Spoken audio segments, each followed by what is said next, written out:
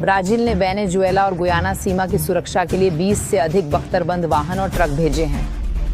यह कार्रवाई एसेक्विबो को लेकर चल रहे विवाद के बीच हो रही है, जिस क्षेत्र पर वेनेजुएला दावा करता है। लेकिन उन्होंने मूल रूप से यही कहा, हम ब्राजील, रूस, भारत, चीन और दक्षिण अफ्रीका परिवार से हैं। उन्होंने ऐसा व्यवहार किया मानो वह उसी समूह के सदस्य हों जैसे पहले से ही समूह में शामिल हों। ब्राजीलियाई सेना ने वेनेजुएला के निकट क्षेत्र में सैकड़ों बख्तरबंद वाहन और हजारों सैनिक तैनात कर मादुरो को कड़ा संदेश दिया है। इस अप्रत्याशित हलचल ने कई लोगों को चौंका दिया है और आगे क्या हो सकता है, इसको लेकर कई तरह की प्रतिक्रियाएं आ रही हैं। क्या ब्राजील वेनेजुएला के साथ युद्ध में शामिल होने वाला है? इस वीडियो में मैं आपको ब्राजीलियाई सेना की इस रणनीतिक हलचल के पीछे के आंकड़े दिखाऊंगा और खासकर यह बताऊंगा कि वे अभी ऐसा क्यों कर रहे हैं। आप समझेंगे कि ब्राजील और वेनेजुएला एक संकट का सामना क्यों कर रहे हैं और सबसे महत्वपूर्ण बात, क्या यह एक बड़े संघर्ष में बदल जाएगा। आइए संख्याओं से शुरू करते हैं। नवंबर 2024 में ब्राजीलियाई सेना ने हाल के समय में देखी गई सबसे बड़ी सैन्य लामबंदियों में से एक शुरू की। रोंडोनिया में दर्जनों बख्तरबंद वाहन भेजे गए, जिनमें सैनिकों के परिवहन के वाहन और टोही वाहन शामिल थे। साथ ही हजारों सैनिक भी भेजे गए। कुल मिलाकर 50 से अधिक बख्तरबंद वाहन Campo Grande, Mato Grosso do Sul से ब्राजील के उत्तरी क्षेत्र की ओर रवाना हुए। ये बख्तरबंद वाहन अकेले नहीं हैं। इनके साथ एक महत्वपूर्ण सैन्य दल भी है, जिसमें लगभग 600 सैनिक शामिल हैं, जो 18वें मैकेनाइज्ड कैवेलरी रेजिमेंट के हैं, जिसे रोराइमा में तैनात किया जा रहा है। इस रेजिमेंट के पास 2025 तक 3 ऑपरेशनल स्क्वाड्रन होंगे, जो किसी भी खतरे का जवाब देने के लिए तैयार रहेंगे। और यहीं पर बात खत्म नहीं होती। ब्राजील ने इस क्षेत्र में किलोमीटरों दूर के लक्ष्यों को भेदने वाली एंटी टैंक मिसाइलें तैनात की है। ये मिसाइलें वेनेजुएला की तरफ से बख्तरबंद वाहनों या किलेबंद इमारतों की संभावित तैनाती के जवाब में सीधे तौर पर लगाई गई है। लेकिन आखिरकार सेना वेनेजुएला के इतने करीब इतनी भारी मारक क्षमता क्यों जुटा रही है? वेनेजुएला में क्या हो रहा है, इसे समझने के लिए हमें थोड़ा पीछे जाकर इस तैनाती के कारणों पर नजर डालनी होगी। पिछले कुछ महीनों में ब्राजील और वेनेजुएला के बीच संबंध तेजी से बिगड़ गए हैं। सब कुछ तब तनावपूर्ण होने लगा जब वेनेजुएला के राष्ट्रपति निकोलस मादुरो ने उकसाने वाली और यहां तक कि धमकी भरी कई घोषणाएं करनी शुरू कर दी। उन्होंने ब्राजील पर खुलेआम आक्रमण करने का आरोप तक लगा दिया और यह संकेत दिए कि वेनेजुएला का नियंत्रण सीमा पर स्थित ब्राजील के शहर पकाराइमा तक बढ़ाया जा सकता है, क्योंकि उस क्षेत्र में वेनेजुएला के प्रवासियों की बड़ी संख्या है। मादुरो ने सैनिकों को तैनात करना आरंभ किया है और ब्राजील की सीमा पर सैन्य उपस्थिति को मजबूत किया है। लड़ाकू विमानों और मिसाइलों का इस्तेमाल करके दुश्मनी का माहौल बनाया है। इससे ब्राजील की क्षेत्रीय सुरक्षा को लेकर चिंताएं बढ़ गई हैं, खासकर रोराइमा में, जो सीधे वेनेजुएला से सटा हुआ है। ऐसी खबरें हैं कि स्थानीय आबादी काफी चिंतित है और जो हो सकता है उससे डरी हुई है। लेकिन इस कहानी में इससे भी बुरा कुछ है। वेनेजुएला और गुयाना के बीच एसेक्विबो क्षेत्र को लेकर विवाद, जो कि तेल से समृद्ध इलाका है, भी अब तेज हो रहा है। एक संभावित संघर्ष में वेनेजुएला द्वारा गुयाना पर आक्रमण के लिए ब्राजील को रास्ते के रूप में इस्तेमाल करने का भय भी है। यहीं पर हम सभी बिंदुओं को जोड़ते हैं। ब्राजील और वेनेजुएला की सीमा 2000 किमी से अधिक लंबी है और अधिकांश हिस्सा घने जंगलों से आच्छादित है। अब सोचिए कि अगर वेनेजुएला ने ब्राजील पर हमला करने का फैसला कर लिया, यह बिल्कुल भी आसान नहीं होगा। आखिरकार यह इलाका बड़े पारंपरिक सेनाओं के लिए पार करना बेहद मुश्किल है। लेकिन इसमें एक पेंच है।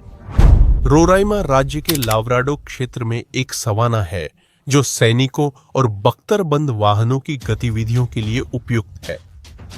अगर वेनेजुएला ने ब्राजील पर हमला करने का फैसला किया तो लावराडो सबसे तर्कसंगत रास्ता होगा। वेनेजुएला की सेनाएं BR 1774 के रास्ते तेजी से आगे बढ़ सकती हैं, जो रोराइमा राज्य को बाकी ब्राजील से जोड़ने वाली एकमात्र सड़क है। प्रारंभिक लक्ष्य सीमा पर स्थित पकाराइमा शहर पर कब्जा करना और फिर राज्य की राजधानी बोआ विस्टा की ओर बढ़ना होगा। क्या आपको याद है कि हमने इस शहर के बारे में पहले बात की थी? तो अब आप समझ गए होंगे कि मादुरो की नजर इस पर क्यों है, और जानते हैं इस कहानी में सबसे बुरा क्या है। अगर वेनेजुएला वासी तारी और एरिम पुलों को नष्ट करने में कामयाब होते, जो परिवहन के लिए महत्वपूर्ण हैं, तो वे शायद रोराइमा को ब्राजील के शेष भाग से अलग कर पाते। इससे ब्राजीलियाई आस्ती के ब्राजीलियाई मदद पहुंचने में काफी मुश्किल हो जाती। ये जानते हुए ब्राजील के रक्षा मंत्री ने पहले ही घोषणा कर दी है कि अगर जरूरत पड़ी तो सेना एक सख्त यहां से कोई नहीं गुजरेगा के लिए तैयार है।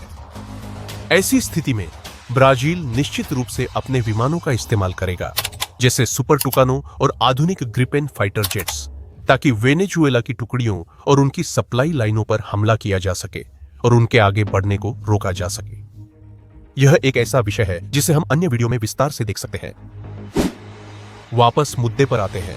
इस तनावपूर्ण स्थिति ने ब्राजील सरकार को कड़े कदम उठाने पर मजबूर कर दिया, जैसे कि रोंडोनिया में किया गया यह सैन्य अभ्यास, जो युद्ध जैसी स्थितियों का अभ्यास करता है ताकि क्षेत्र की रक्षा सुनिश्चित की जा सके। लेकिन एक और कारण है जो इस संकट को और भी भड़का रहा है।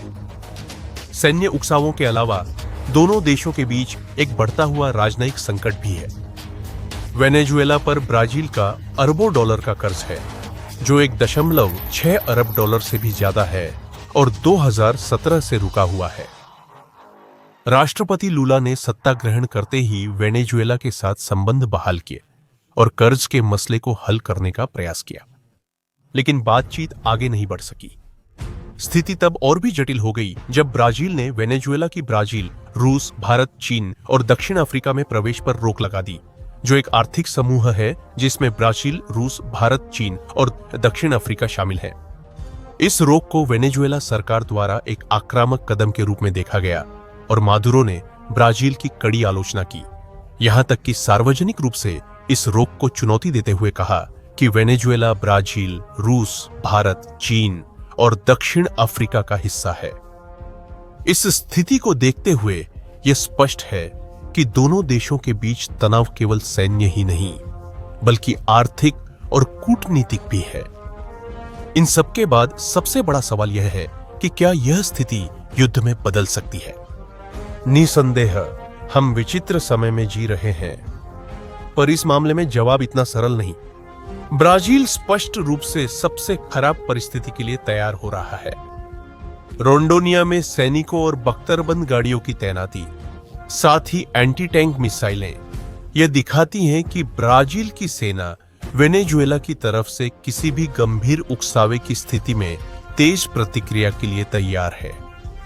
वहीं ब्राजील ने उम्मीद के मुताबिक एक संतुलित कूटनीतिक रवैया अपनाया है।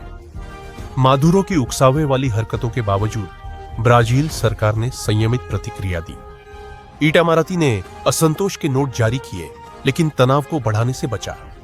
हाल ही में राष्ट्रपति लूला ने कहा कि मादुरो वेनेजुएला की समस्या है, ब्राजील की नहीं, और टकराव की संभावना को टालने की कोशिश की। सबसे संभावित स्थिति यह है कि फिलहाल तनाव कूटनीतिक स्तर पर ही रहेगा, लेकिन जैसा कि हमने हाल की इतिहास में देखा है, ऐसी परिस्थितियां अगर नियंत्रित न की जाए तो बहुत जल्दी बढ़ सकती हैं।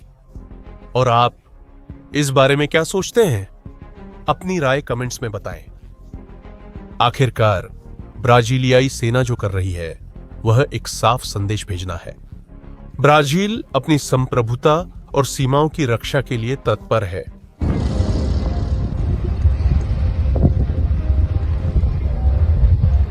पांच, 4, 3, 2, 1।